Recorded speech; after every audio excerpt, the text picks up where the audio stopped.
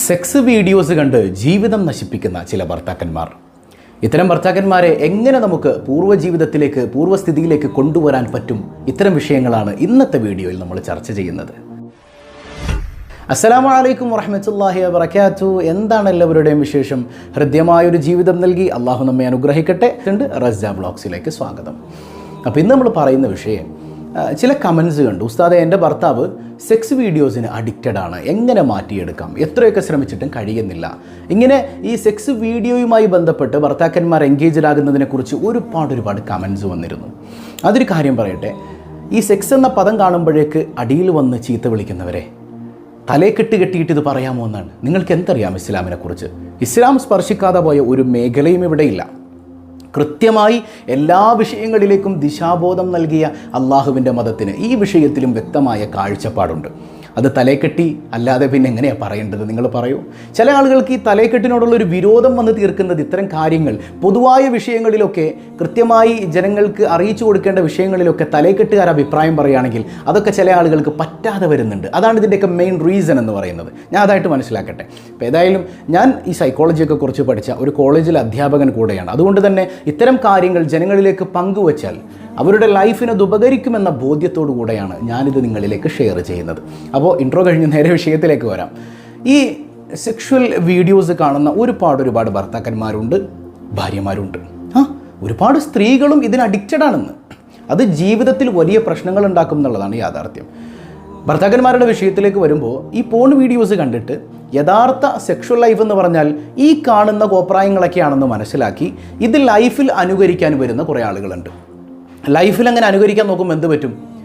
അതിൽ കാണുന്ന പൊസിഷൻസൊക്കെ അവരിവിടെ കൃത്യമായി പ്ലാൻ ചെയ്യുകയും അത് നടപ്പിലാക്കാൻ നോക്കുകയും അതിലിവൻ പരാജയപ്പെടുകയും ചെയ്ത് കഴിയുമ്പോൾ അവൻ്റെ മനസ്സിലേക്കൊരു കുറ്റചിന്ത കടന്നു വരികയാണ്. ആകെപ്പാടൊരു ഡിപ്രസ്ഡ് മോഡിലേക്ക് അവൻ പോവുകയാണ്. അവൻ ചിന്തിക്കുന്നത് ഇങ്ങനെയാണ്: എന്നെക്കൊണ്ട് എൻ്റെ ഭാര്യയെ തൃപ്തിപ്പെടുത്താൻ കഴിയുന്നില്ല, അവൾക്ക് മറ്റേതെങ്കിലുമൊക്കെ ഒരു റിലേഷൻഷിപ്പിലേക്ക് അവൾ പോകുമോ, എൻ്റെ ജീവിതം തകരുമോ എന്നിത്യാദി ചിന്തകളിലൂടെ വലിയ ഒരു ഡിപ്രഷൻ സ്റ്റേജിലേക്ക് പോലും പോകാൻ ഈ പോൺ അഡിക്ഷൻ കാരണമാകുമെന്ന് സൈക്കോളജിസ്റ്റുകൾ വ്യക്തമായിട്ട് പറയുന്നുണ്ട്.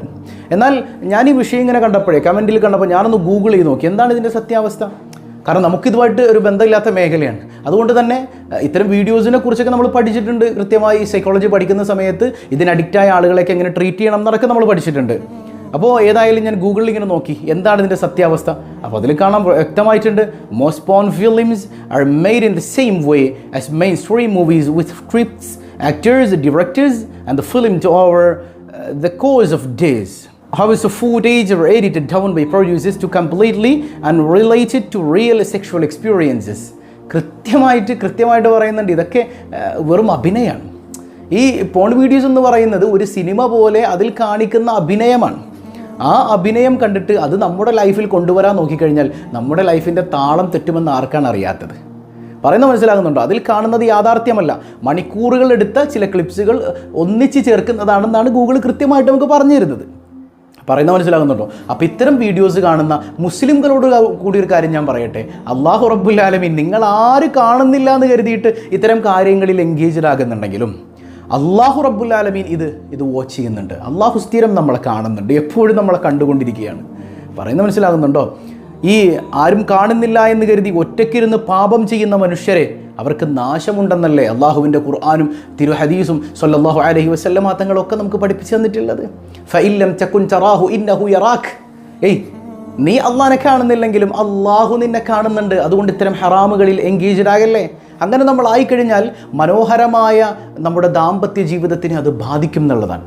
ഞാൻ മുമ്പ് പറഞ്ഞിട്ടുണ്ട്, വിവാഹം എന്ന് പറയുന്നത് നമുക്ക് സമാധാനത്തിനുള്ളതാണ്. ഇത്തരം കാര്യങ്ങളിൽ നമ്മൾ എൻഗേജ്ഡ് ആകുമ്പോൾ ആ സമാധാനം ആര് തരണം? അള്ളാഹു തരണം. ഈ ഹറാമിലൊക്കെ നമ്മൾ ബന്ധപ്പെടുന്ന സമയത്ത് അള്ളാഹു റബ്ബുൽ ആലമീൻ ആ സമാധാനം അങ്ങ് എടുത്തുയർത്തിക്കളഞ്ഞാൽ നമ്മുടെ ജീവിതത്തിൽ പിന്നെ എന്ത് സന്തോഷമാണ് ഉണ്ടാകുന്നത്? ഇത്തരം വൈകൃത്യങ്ങളിലേക്ക് പോകുന്നവരെ നിങ്ങൾ വലിയ ഡേഞ്ചർ സോണിലാണ്. പെട്ടുപോയവരുണ്ടെങ്കിൽ എത്രയും പെട്ടെന്ന് ഖേദിച്ചു മടങ്ങിയിട്ട് നിങ്ങൾ രണ്ടുപേർക്കും ഇഷ്ടപ്പെടുന്ന രീതിയിലുള്ള പൊസിഷൻസിൽ നിങ്ങൾ പരസ്പരം തുറന്നു പറഞ്ഞുകൊണ്ട് മനോഹരമായ ദാമ്പത്യം ആസ്വദിക്കുക. ആ ദാമ്പത്യ ജീവിതത്തിലെ ഇത്തരം ലൈംഗികമായ വിഷയങ്ങളെപ്പോലും മനോഹരമാക്കിയാൽ, നിങ്ങൾ പരസ്പരം തൃപ്തിയോടെ അത് ചെയ്താൽ നിങ്ങൾക്ക് അള്ളാഹുവിൽ നിന്ന് നന്മയുണ്ട്, പ്രതിഫലമുണ്ട് എന്ന് പഠിപ്പിക്കപ്പെട്ട ഒരു മതമാണ് അള്ളാഹുവിൻ്റെ മതം. അപ്പോൾ ഇരിക്കട്ടെ, ഇതിൽ പെട്ടുപോയ ഒരുപാട് ആളുകളുണ്ട്. അപ്പോൾ ഒരുപാട് സഹോദരിമാർ ചോദിച്ചതുപോലെ എങ്ങനെ ഭർത്താക്കന്മാരെ ഇതിൽ നിന്ന് മാറ്റി നിർത്താൻ പറ്റും? എങ്ങനെ മാറ്റി നിർത്താൻ പറ്റും? അതിന് വഴികളുണ്ട്. കൃത്യമായിട്ട് നിങ്ങൾ ഞാൻ പറയുന്ന വഴി ഫോളോ ചെയ്യുക എന്നുള്ളതാണ്. ഒന്നാമത്തെ കാര്യം, ഇതിൽ അഡിക്റ്റായ ആളാണെങ്കിൽ എപ്പോഴും ഇതിങ്ങനെ കാണുക, ലൈഫിൽ അപ്ലൈ ചെയ്യാൻ നോക്കുക. അങ്ങനെയുള്ള ഭർത്താക്കന്മാർക്ക് ധാരാളം ആളുകളുണ്ട്. അല്ലാഹു റബ്ബുൽ ആലമീൻ അവരെയും നമ്മളെയും നന്നാക്കുമാറാകട്ടെ. അപ്പോൾ ഭാര്യ ചെയ്യേണ്ട ഒരു കാര്യം എന്താണെന്നറിയോ? ഒന്നാമത്തെ വിഷയം ഇതാണ്, ഭർത്താവിനെ അറിയിക്കുക. എന്തറിയിക്കണം? I know that you are watching porn videos. എനിക്കറിയാം, നിങ്ങൾ ഇത്തരം സെക്സ് വീഡിയോസ് കാണുന്നുണ്ട് എന്ന് ഞാൻ അറിഞ്ഞു എന്ന് ഭർത്താവിനെ അറിയിക്കുക. ഭർത്താവ് രഹസ്യമായിട്ട് കാണുന്നതായിരിക്കും. അപ്പോൾ നിങ്ങളത് കണ്ടുപിടിച്ചിട്ടുണ്ടെങ്കിൽ ഭർത്താവിനോട് ഇപ്പോൾ എങ്ങനെ ചോദിക്കും, എങ്ങനെ ഇത് പറയും, അങ്ങനെയുള്ള ടെൻഷനൊന്നും വേണ്ട. നിങ്ങളുടെ ലൈഫാണ്. ലാസ്റ്റ് എല്ലാം കൈവിട്ട് പോയിട്ട് പൊട്ടിക്കരഞ്ഞിട്ടൊരു കാര്യം ഉണ്ടാവില്ല. പറയുന്നത് മനസ്സിലാവുന്നുണ്ടോ? ഇതിങ്ങനെ നിരന്തരം കാണുന്നൊരു ഭർത്താവിന് ചിലപ്പോൾ നിങ്ങൾ മതിയാകാതെ വരും. പിന്നീട് മറ്റൊന്നിലേക്ക് ഹറാമിലേക്കൊക്കെ തേടിപ്പോകാൻ അത് കാരണമായി തീരും. അതിന് അത്രത്തോളം നമ്മുടെ ബുദ്ധിയിലേക്ക് ഇത് കയറിയിട്ട് വലിയ പ്രശ്നങ്ങൾ ഉണ്ടാക്കും എന്നുള്ളതാണ് യാഥാർത്ഥ്യം. ഇത് സൈക്കോളജിക്കൽ സ്റ്റഡീസിൻ്റെ കണ്ടെത്തലുകൾ മുൻനിർത്തിയിട്ടാണ് ഞാൻ നിങ്ങളോട് സംസാരിക്കുന്നത് കേട്ടോ. ഇതിനൊക്കെ വേറെ രീതിയിൽ വൾഗറായിട്ട് വ്യാഖ്യാനിക്കാൻ ആളുകളുണ്ടാവും. അതും അവർ ചെയ്യട്ടെ, ഇറ്റ്സ് ഓൾ. അപ്പോൾ ഇങ്ങനെ പ്രയാസപ്പെടുന്ന ഭാര്യമാർ ആദ്യം ചെയ്യേണ്ട എന്താണ്? ഭർത്താവിനെ അറിയിക്കുക, ഞാനിത് അറിഞ്ഞിട്ടുണ്ട് എന്നുള്ളത്. നിൻ്റെ ഫീലിങ്സ് എന്താണെന്ന് ഭർത്താവിനെ അറിയിക്കുക. ഒരു പരിധിവരെ ഇതിലേക്ക് കയറിയിട്ടുള്ള ഭർത്താക്കന്മാർ ഭാര്യ അറിഞ്ഞു എന്നറിയുമ്പോൾ തന്നെ അതിൽ നിന്ന് മാറി നിൽക്കാൻ ശ്രമിക്കും. കാരണം അവരുടെ മനസ്സിലേക്ക് ഒരു പേടി കടന്നു വരും. എന്നിട്ട് നിർത്തുന്നില്ലേ? അത് നിർത്തുന്നില്ലെങ്കിൽ രണ്ടാമത്തെ സ്റ്റെപ്പ് എന്താണെന്നറിയോ? ഭർത്താവിനോട് പറയണം, ഖഗനോട് ഞാൻ പറഞ്ഞില്ലേ എനിക്കിത് ഇഷ്ടമല്ല എന്ന്. ഇത്തരം ഹറാമുകളിലേക്കൊക്കെ എൻഗേജ്ഡ് ആകുന്നത് എനിക്കിഷ്ടമല്ല. ഞാനിവിടെ നിൽക്കുമ്പോൾ നിങ്ങൾ ഈ ഹറാം വീഡിയോസൊക്കെ കണ്ടു കഴിഞ്ഞാൽ എനിക്കെന്ത് വിലയാണ് പിന്നെ ഉള്ളത്? അതുകൊണ്ട് ഞാനൊരു കാര്യം ചെയ്യാൻ പോവാണ്. ഞാൻ നമ്മുടെ കുടുംബത്തിൽ വീട്ടുകാരോട് പറയാൻ പോവാണ്. ഒരു മനുഷ്യൻ അല്പമെങ്കിലും ബോധമുണ്ടെങ്കിൽ അവനത് പറയുമ്പോൾ തന്നെ രണ്ട് രീതിയിലാണ് മനുഷ്യരിതിന് റെസ്പോണ്ട് ചെയ്യുക. ഒന്നാമത്തത് എങ്ങനെയാണ്? എടി ആരോടും പറയണ്ടടി, ഞാൻ എന്ത് നിർത്തണം, ഇനി ഇത് ചെയ്യൂല, ഞാൻ എന്തേ തൗബ ചെയ്ത് മടങ്ങാണ്, നിനക്ക് ഞാൻ വാക്ക് തരുന്നു. അവിടെ നിർത്തുന്ന കുറേ ആളുകളുണ്ട്. വേറെ ചിലരുണ്ട്, അന്ന് നീ എന്താണെന്ന് വെച്ചാൽ ചെയ്യടി, ഒന്ന് പോയടി അവിടെ നിന്ന് എന്ന് പറയുന്ന ചില ആളുകളുമുണ്ട്. അപ്പോൾ ഒന്നാമത്തെ സ്റ്റേജിലെത്തുകയാണെങ്കിൽ കുഴപ്പമില്ല. പിന്നെ ചിലർ പറയും, എടി ഞാൻ നിർത്താൻ ശ്രമിക്കുന്നുണ്ട്, പക്ഷെ എന്നെക്കൊണ്ട് പറ്റുന്നില്ല, ഞാൻ വളരെ പ്രയാസപ്പെടുന്നുണ്ട്. അങ്ങനെ പറയുകയാണെങ്കിൽ ലതം ഗോ ഫോർ കൗൺസിലിംഗ്. നിങ്ങൾ എന്ത് ചെയ്യുക? നിങ്ങൾ കൗൺസിലിങ്ങിന് പോകാൻ അനുവദിക്കുക. അല്ലെങ്കിൽ നിങ്ങൾ ഒരുമിച്ച് പോവാം. ഒരുമിച്ച് ഒരു സൈക്കോളജിസ്റ്റിൻ്റെ മുമ്പിൽ ചെന്നിരുന്നിട്ട് കൃത്യമായി കാര്യങ്ങൾ തുറന്നു പറഞ്ഞ് കൗൺസിലിംഗ് ചെയ്ത് കഴിഞ്ഞാൽ മാറ്റിയെടുക്കാൻ, വളരെ സിമ്പിളായിട്ട് മാറ്റിയെടുക്കാൻ കഴിയുന്ന ഒരു വിഷയം മാത്രമാണിത്. പിന്നെ ഞാൻ നേരത്തെ പറഞ്ഞ വിഷയം, അതായത് നീ പോയി എന്ത് വേണമെങ്കിലും ചെയ്യടി എന്ന് പറയുന്ന ഒരു മാനസികാവസ്ഥയിലേക്ക് നമ്മുടെ ഭർത്താക്കന്മാർ എത്തുന്നുണ്ടെങ്കിൽ അവരെങ്ങനെ ഡീൽ ചെയ്യണം? അവരെ ഡീൽ ചെയ്യാൻ ഒരു വഴിയേ ഉള്ളൂ. നമ്മുടെ കുടുംബത്തിൽ തന്നെ, ഭർത്താവിൻ്റെ കുടുംബത്തിൽ എല്ലാവരോടും പോയി കാര്യങ്ങൾ പറയരുത്. അത് മൊത്തത്തിൽ ജീവിതത്തിൻ്റെ താളം തിരിച്ചു കളയും. നമുക്ക് നാറ്റിക്കണം എന്നുള്ളതല്ലല്ലോ നമ്മുടെ ലക്ഷ്യം, നമ്മുടെ ജീവിതം നന്നാക്കണം എന്നുള്ളതാണല്ലേ. അപ്പോൾ ഭർത്താവ് ആര് പറഞ്ഞാലാണോ അനുസരിക്കുന്നത്, ആർക്കാണോ ഭർത്താവിൽ ഇത്തിരി സ്വാധീനമുള്ളത്, അങ്ങനെ ഒരു കുടുംബക്കാരനെ കണ്ടെത്തിയിട്ട് അവരോട് ഈ വിഷയം പറഞ്ഞ് അത് അവരിലൂടെ ഭർത്താവിനെ ധരിപ്പിച്ച് ഭർത്താവിനെ നമുക്ക് മാറ്റിയെടുക്കാൻ കഴിയും. ഇവിടെ വിഷയം എന്താണെന്നറിയോ? ഇത്തരം കാര്യങ്ങളൊക്കെ ഭാര്യമാർ അറിഞ്ഞു കഴിയുമ്പോൾ അവർ ചിന്തിക്കുന്നത് എൻ്റെ ഭർത്താവിന് നാണക്കേടാവുമല്ലോ എന്ന് കരുതിയിട്ട് 10, 50, 60 വയസ്സ് വരെ ഇത് അനുഭവിച്ച് ജീവിതത്തിൽ ഒരു സന്തോഷവും ഇല്ലാതെ പോകുന്ന ഒരുപാട് സഹോദരിമാരുണ്ട്. ഇതുകൊണ്ട് എന്ത് സന്തോഷം അനുഭവിക്കാനാണ്? ഭർത്താവ് ഒരു മാനസിക രോഗിയായിട്ടാണ് ഇതിൻ്റെ അകത്ത് നിരന്തരം ഇങ്ങനെ അഡിക്റ്റ് ആയിട്ടിരിക്കുന്നത്. അത് മനസ്സിലാക്കി നല്ലൊരു കുടുംബജീവിതം വേണ്ടതെന്ന് നിങ്ങൾ ചിന്തിക്കേണ്ട. ചിലർ പറയും മക്കൾക്ക് വേണ്ടി ഇങ്ങനെ നിൽക്കുകയാണ്. ആരാ നിങ്ങളോട് അങ്ങനെ നിൽക്കാൻ പറഞ്ഞത്? നിങ്ങൾ ആ ഭർത്താവിനെ നന്നാക്കാനുള്ള പണി നോക്കൂ. ആ ഭർത്താവിനെ കൃത്യമായി ഹറാമിൽ നിന്ന് മാറ്റി നിർത്തിയില്ല എങ്കിൽ നിങ്ങൾ പ്രയത്നിക്കാത്തതിൻ്റെ ഏറ്റവും മോശമായ ഫലം നാളെ നരകത്തിൽ അനുഭവിക്കേണ്ടി വരും. പറയുന്നത് മനസ്സിലാകുന്നുണ്ടോ? അപ്പോൾ 3 കാര്യങ്ങൾ നമ്മൾ പറഞ്ഞത്. ഒന്നാമത്തേത്, നിങ്ങൾ അറിഞ്ഞു എന്ന് ഭർത്താവിനെ ബോധ്യപ്പെടുത്തുക. രണ്ടാമത്തതോ, എന്നിട്ട് നന്നാകുന്നില്ലെങ്കിൽ ഭർത്താവിനോട് പറയാം, ഞാൻ അതേ കുടുംബക്കാരോട് പറയാൻ പോവുകയാണ്. ഇതിന് പ്രതികരിക്കുന്ന വ്യത്യസ്ത മോഡുകൾ നമ്മൾ പറഞ്ഞു. ചിലരപ്പം തന്നെ നിർത്തും, ചിലർ എന്നെക്കൊണ്ട് പറ്റുന്നില്ലടി എന്ന് പറയുകയാണെങ്കിൽ ഒരു സൈക്കോളജിസ്റ്റിനെ കാണിക്കുക.